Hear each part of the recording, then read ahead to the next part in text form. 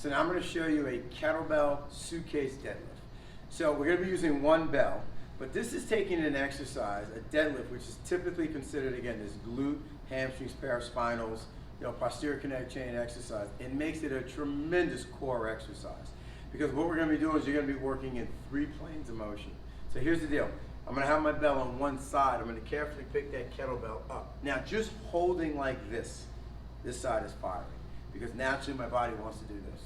This wants to stretch, this wants to go here. So me just holding this position, I have my obliques totally engaged now.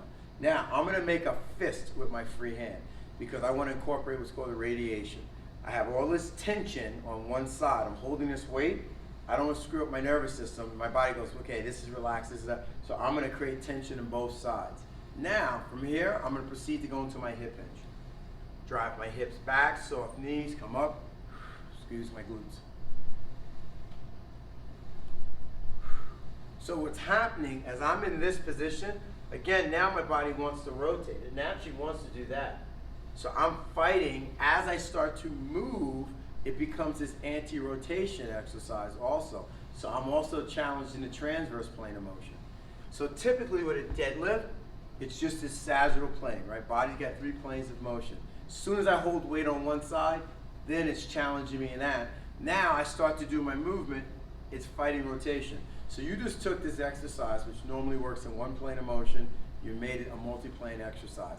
Great, you also took an exercise, normally amazing for glutes, hamstrings, paraspinals, you just made it a great core exercise. So kettlebell suitcase deadlift, a great exercise, but again, a lot going on. And what I typically tell people when I'm coaching them in this is I'll say, if I was looking at you and I could not see your hands, I don't want to be able to determine which side has the kettlebell because they're trying to keep everything nice and even and square. So that's a simple cue. This is definitely an exercise you may want to do in front of a mirror.